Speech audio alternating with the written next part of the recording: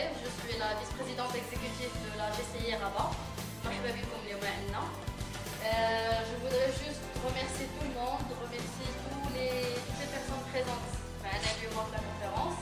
Je vais laisser mon ami Adnan présenter our dear friend George. Et je voudrais vous demander si c'est possible d'aller de ce côté, juste pour garder un petit peu parce qu'on n'aura pas... pour garder la visibilité.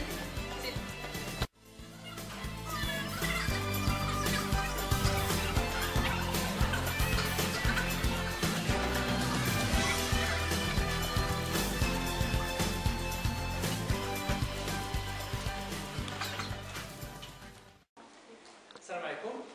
Good evening. First of all, as Ria was saying, thank you very much for coming.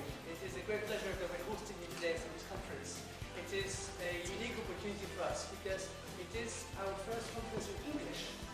And not only that it's in English, it is because of a topic of high importance, not only to me, but for many people in this room. Today, we have the pleasure to have our big guest, George. I think for those who've seen the event on Facebook, you've seen some of his biography and some of his achievements. Because you're not here to listen to me, but here to listen to George, I would just say two things very quickly. We can qualify George as a person, as an unusual person. I don't think that we would be able to go on the street. Yes, you are. I don't think that we can go on the street and then meet ordinary people who can do at the same time extraordinary things. The purpose of the conference today, that the title that is actually attracting a lot of people, which is Morocco Social EntrepreneurLess? It's not that it doesn't have, or it doesn't have the skills or the capacity, but how can we leverage ideas, how we can think creatively, and how we can all together introduce these concepts that are making impacts all over the world, and at the same time, how can we discuss and have a positive and constructive discussion for this topic. So the concept is that we'll have something like 20-25 minutes, like a keynote from George, then we can get to questions. You can ask the questions in whatever language you want. I'll take care of the translation for George. And then we can go back again to a Q&A, question and answers. Okay? Welcome. Thank you. Thank you. Hello.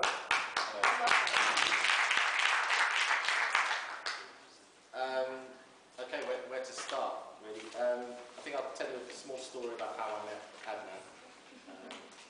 And I'll sort of just revert the energy back over there. I was hoping this would work, so I wanted to do some... No, it's not. I really want to do like a little bit of beatboxing and stuff for you guys, because it's something I really enjoy doing with a microphone. That's okay. Yeah, I've arrived in Morocco about 2.5 weeks ago, 3 weeks ago, to set up a project here, a national project, that centres around sport and football. How many people here know Adnan very well? Adnan? How well? Okay, so you know what he feels about football. Okay, so you can put the pieces together about how I actually ended up being here and introduced in this way by somebody who doesn't, well, feels a certain way about sport and how that's changed slightly. I thought I'd reach out to different organisations, the British Council being one of them, and obviously Adnan handles the social enterprise aspects or any efforts where that's concerned. So it's quite lucky that I met him, and after one meeting with him in Casablanca, I was based in Buznika. I don't know, does anybody know where Buznika is? Yeah. Love it. What? I love it. It's an amazing place. I really do like it there. I got on a train to Casablanca and had a meeting with him that was supposed to be an hour and a half, something like that max, that went on and got back to the train, and your trains finish about 9:30 in the evening, which I didn't realise, and a bit of a city tourist moment. So I'm at the train station not knowing what to do next or how to get a taxi or explain it, because my Arabic is getting there, shwiya shwiya. So it's been a difficult situation, and he just said, oh, you could stay at my friend's place, not his place, at his friend's place, and to come and meet him at a cathedral in Casablanca. So I got in the taxi, went to the cathedral, and there's a massive, massive party going on. I don't know if you're aware of the, well, you probably are, the JCI African and Middle East Conference. So I arrived at this thing, I didn't know what it was. I only knew Adnan through the British Council, so I had no idea about the JCI thing really. And arrived and met a whole load of people from lots of different countries, all very attuned to social enterprise and change, as it were. So it was a refreshing's probably an understatement for the experience there. Since I've been in Morocco, it's been hard work. With the people that I'm working with, they are deprived. There's a serious lack of funding or funds towards any kind of initiative. And whilst the will is there, or the hope is there, it's not been translated into action. It's slow periods of discussion and then a bit of action, then slow periods. And it looks like what I thought would take 3 months to 6 months here will likely take 2 years, 3 years before it becomes self-sufficient. So my thoughts now are that I may look to relocate here. This just gives you a little bit of a background. The reason I'm telling you this rather than giving you interesting stories that you'll learn something from this period is because I don't see much point in having a storytelling exercise that people go away, and I'm sure you're all going to love this and go away and say it was fantastic, without actually having a purpose. And the purpose would be in this room that we all individually connect. And I'm not saying this superficially. I mean it. Individually, I'm looking to connect with everybody in this room to find out what can be done, what projects you are doing, what I might be able to help with, but also how you might be able to support what I'm trying to do in Morocco as well. So it's not a sort of storytelling exercise, a one-way street. I'm hoping that during the question and answers we'll get a little bit further along the line, but I would like to meet each and every single one of you. This isn't a game or just a sort of turn up and present, if that makes sense. You all sound really excited by what I'm saying at the moment. So anyway, I lost my train, and it led to an introduction to JCI, and from there we've discussed a sport project. So this sport project, football, Morocco is crazy about football. On the first day I arrived, I was watching kids playing on the street in traffic. So it's not a difficult thing to sell here. So maybe I'm arriving in Morocco with something easy to work with, perhaps. So our idea is a social project that involves attracting people through football, but then a social contract with them to stay with the project based on education commitments, health commitments, and social enterprise. The social enterprise aspect, what do you understand of, or what's the general view of social enterprise here? How do you see it? How is it structured? 120 million tonnes of surplus construction waste is dumped into the planet, into landfill, a hole in the ground. So 13 million tonnes of that's 13 million tonnes is brand new. So marble, kitchens, sinks, windows, double glazing, tiles, bricks, paving, it's millions of tonnes of building materials, brand new, thrown away because it's cheaper to dump it than to rearrange it.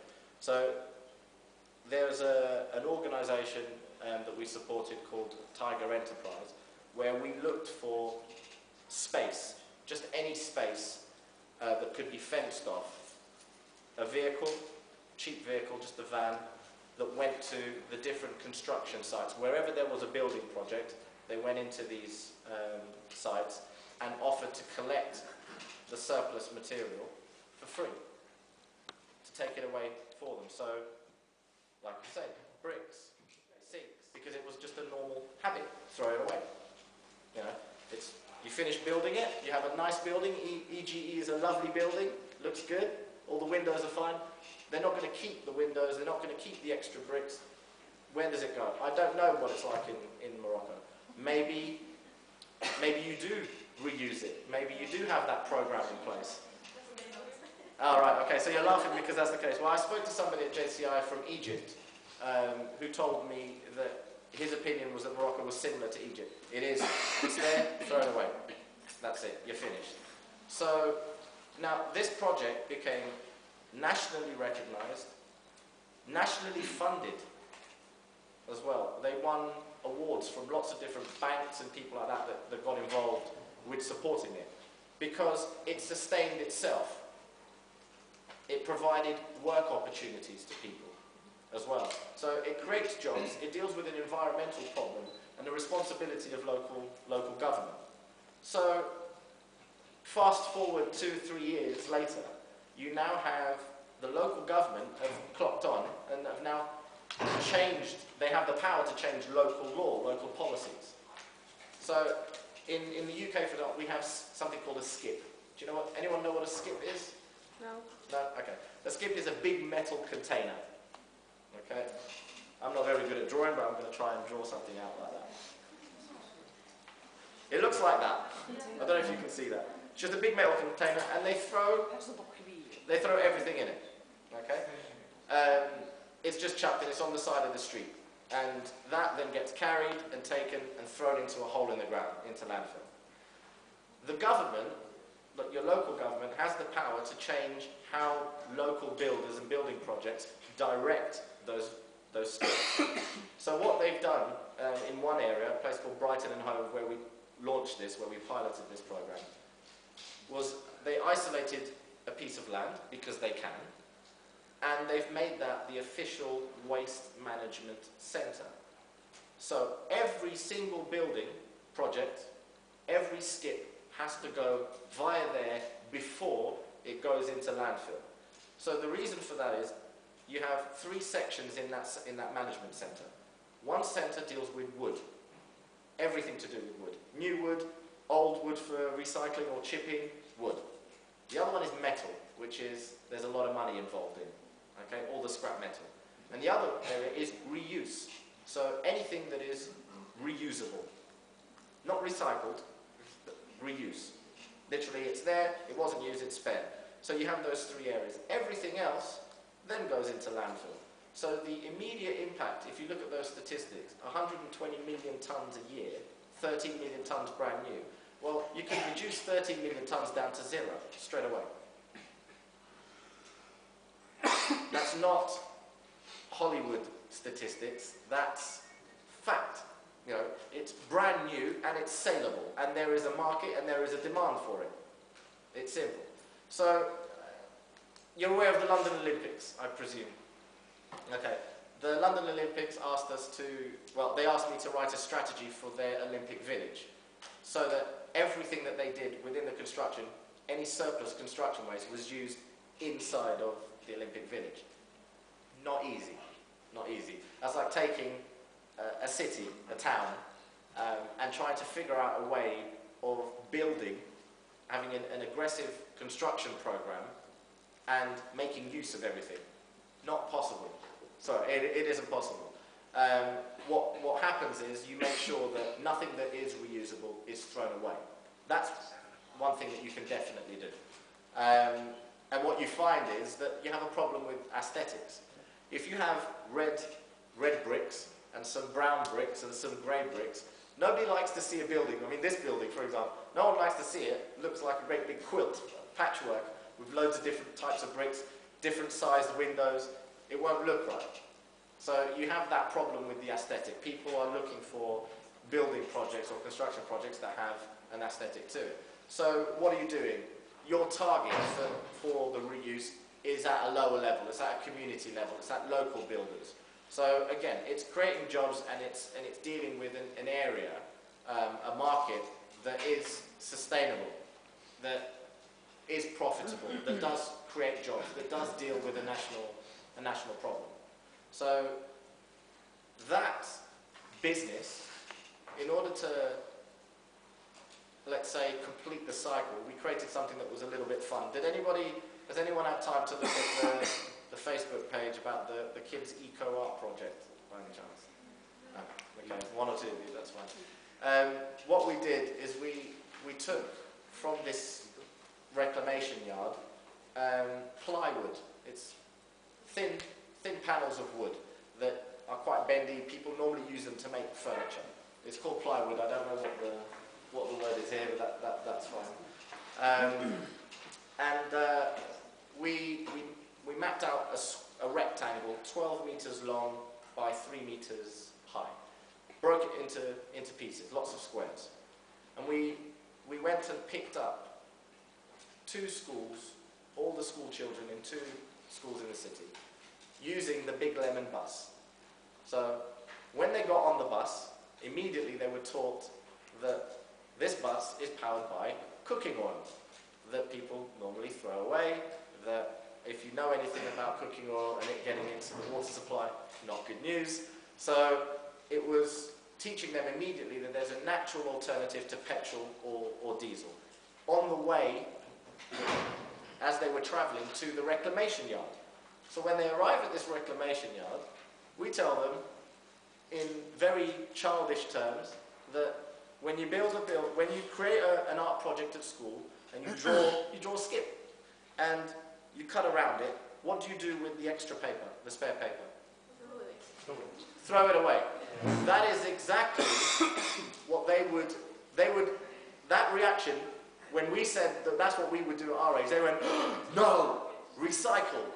Every single child in that school, every child that came through the program on both schools, recycle. You throw it in a recycle. So what I explained to them was, look, my generation and generations before, when we finish our nice little piece of art, we throw it in the rubbish. So now we're bigger, we don't do little drawings, well some of us do, but we don't do little drawings. And I gave the example of a building. You know? So if we give the example of the EGE, we create these big projects. They're like, oh wow. And the stuff that we cut away is extra windows. Why do we have extra windows, they ask. Why have you got extra windows? I say, well, the builders sometimes, they drop it on the floor and it breaks. And then what happens? We don't have a window in here, it's going to be cold. You know? So they understand the logic of it. And we tell them that we've got this spare stuff. And we explain that because we weren't taught like they were to recycle and reuse the extra paper, that's translated into what we do in our adult life. We throw it away. It's also got an economical bearing, we're all clear on that, but we throw it away. It's easy to teach this to children, but in their minds they're completely shocked because they've understood the recycling aspect. First you've got to get that building block right in Morocco first, and get that. There's your social conscious aspect, the environmental conscious side of it. That's your foundation. To get to that is going to be a big achievement. If you could walk into any school in Morocco and have this conversation, say, what do you do with the extra paper? And every one of them turn around and go, put it in recycling or reuse it. Possible. This is the thing.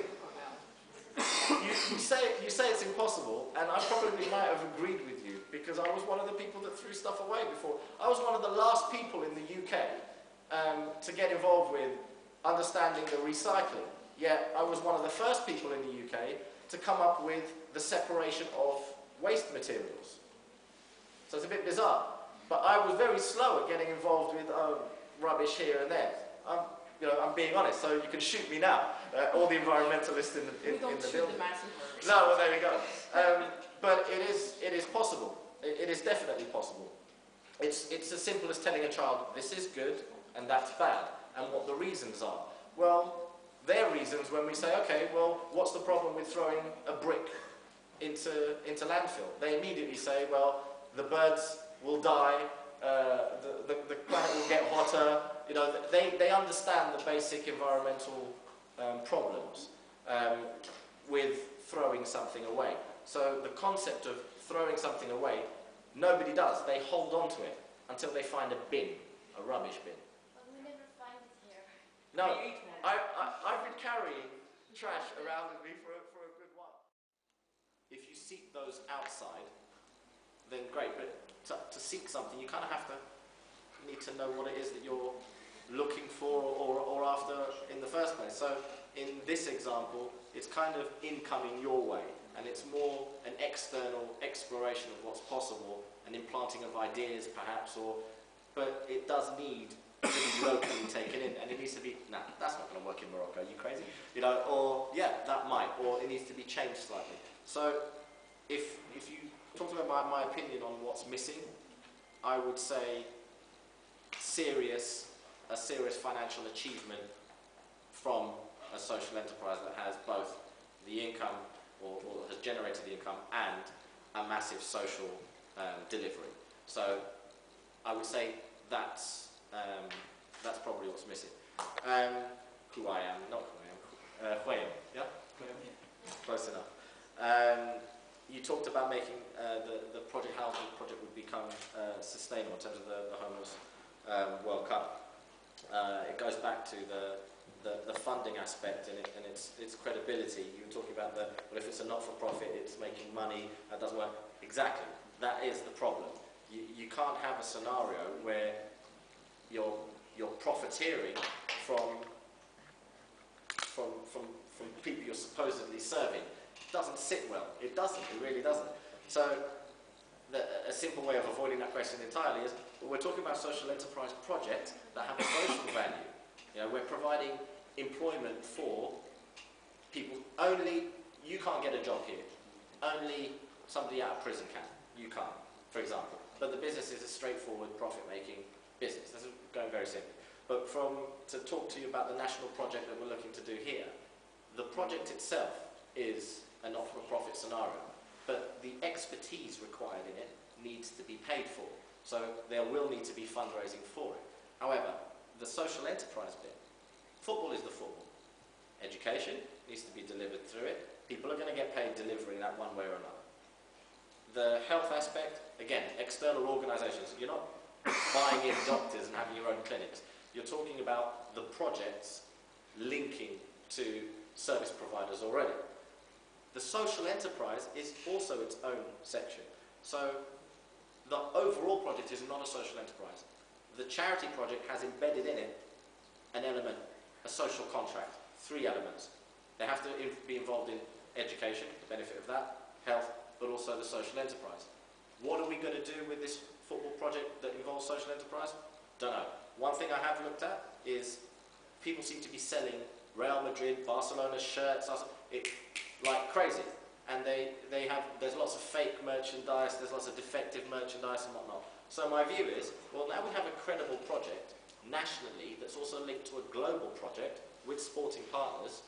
I could potentially get kit at seriously reduced rates, for example, maybe a bulk stock to begin with, in a warehouse, and it is only sold by people coming through the project. So they make money for themselves and potentially even raise funds for the organisation. But I would say that what you want is an import-export that is run by the clients or end users and profited by them as well. But the project as a whole, that's just one area of it. The education area could be huge. The health area could be huge as well. It depends on how big or small you want to make it. The pilot we're doing in Buznica is just in Buznica because the 2 brothers are from there. But how it's going to end up being delivered is neither there or there. But the not-for-profit question, no. You don't set up an organisation that is there to profit from the people it's supposed to be served. No. You're creating an opportunity, in this instance, the football instance, an opportunity for them to sustain themselves.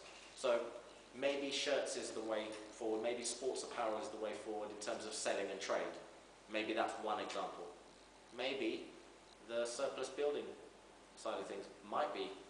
The social enterprise doesn't have to be connected with football at all.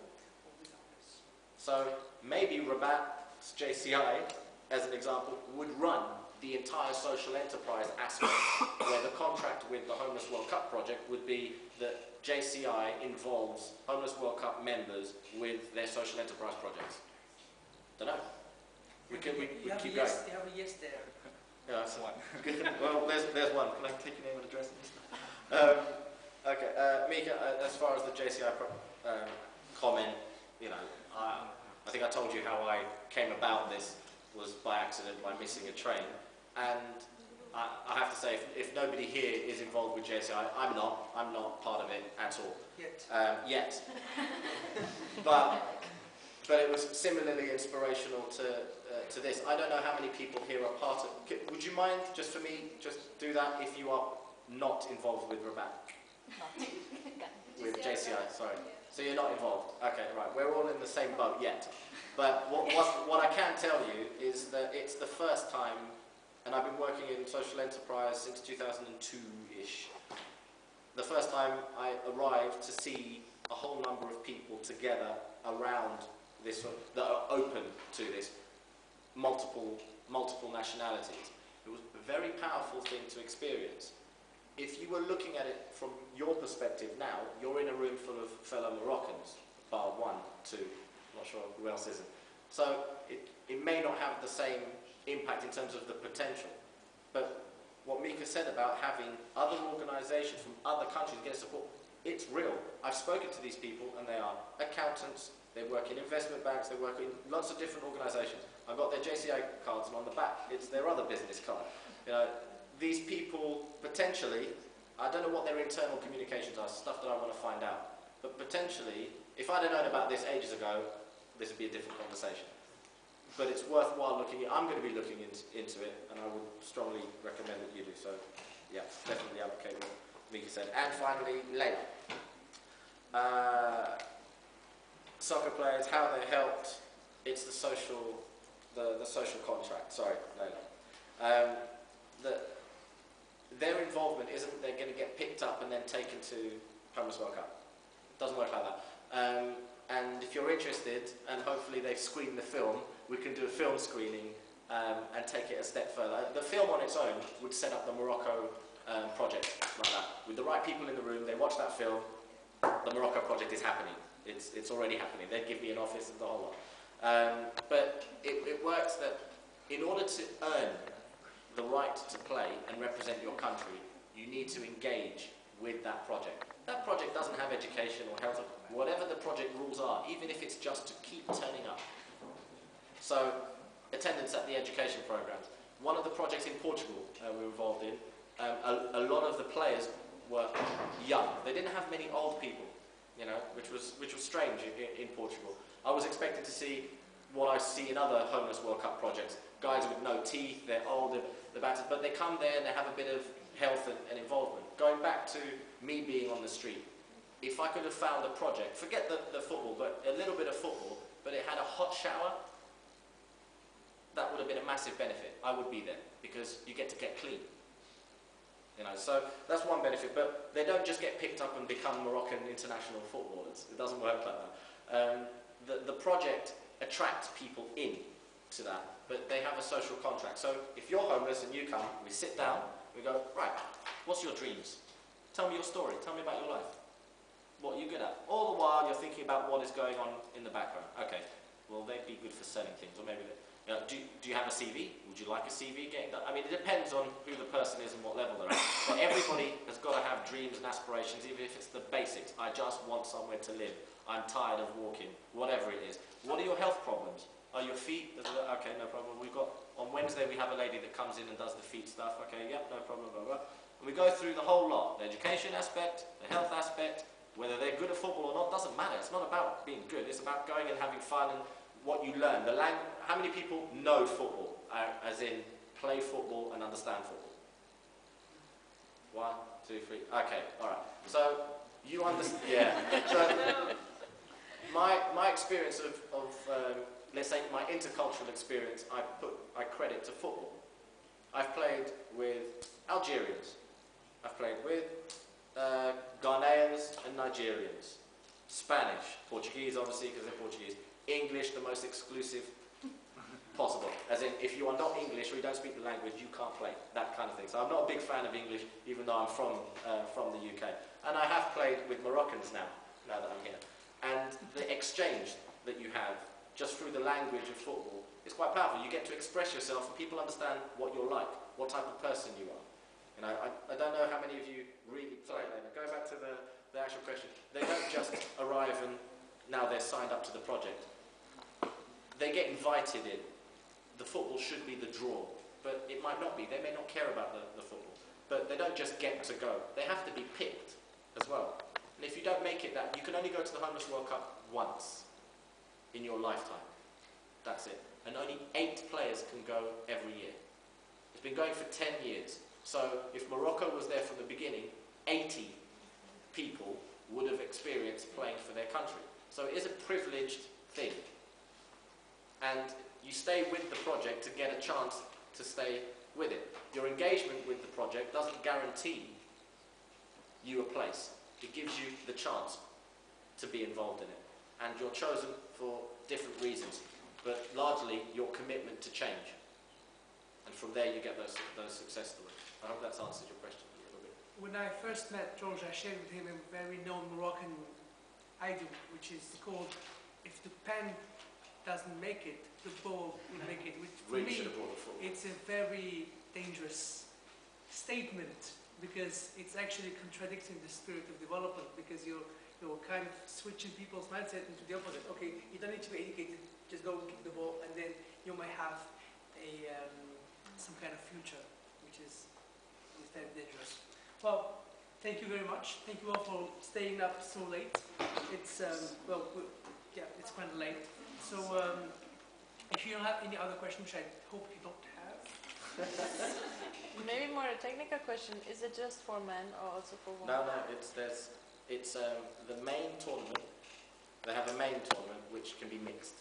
It's men and mixed. But they also have a women only for women that just want to participate. So there is a women only World Cup, and there's a main one. They don't call it the men's World Cup. It's the Homeless World Cup, and then there's the women's Homeless World Cup, and they run simultaneously on the day. So it is for both. To end, one of my sayings to clients about doing things, about things becoming late, 1 day late, a week late, a month late, is that things become 1 year late, 1 day at a time. I've been carrying this book by this guy, I don't know if you've ever heard of him, Paulo Coelho. Some Brazilian dude. It's called The Manual of the Warrior. I've been carrying this since November last year. With my diary and my phone and my computer, it goes everywhere with me, because I'm supposed to be reading it, you know, and I never get around to doing it, never, until today, by accident, because I had some time before here. I opened it up and I started reading it. And I don't know, if you look into my website and my stuff, you'll see that my consultancy work, a lot of the stuff involves Khalil Gibran. Ever heard of the prophet? Yeah. Okay, I've developed my consulting based on aspects of his book, and Alice in Wonderland, and Winnie the Pooh.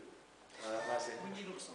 So there are certain things in those books, Alice in Wonderland, Winnie the Pooh, and The Prophet, that I've taken in and applied to business and charity development work.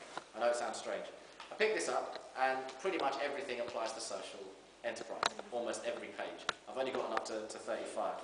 And the first line that I saw that jumped at me is what I'm going to use to thank Adnan.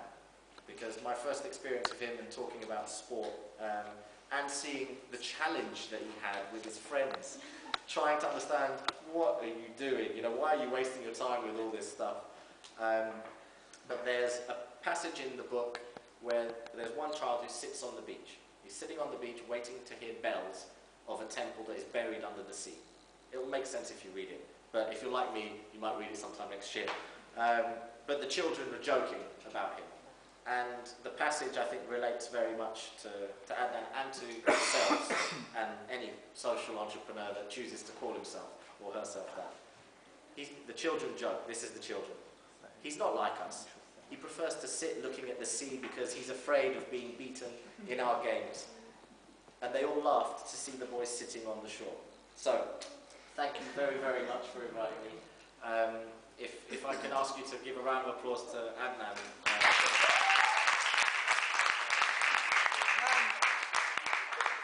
And yeah, read this sometime whenever you have time. Highly recommend it. Well, on this very positive note, thank you very much again for staying up to late, and thank you for those who had some family circumstances or those who came from very far. So it was a great pleasure, and hope that it's not the first time or the last time we see you, but we keep on moving with this positive spirit, because if we don't come together and think and act, things will not move. So thank you all, and maybe we can do a group picture before we leave. It will be a very nice souvenir for George, a virtual one, environmental, eco-friendly. So maybe if you can come here, so we can take a wider family picture. And thank you, George, for everything.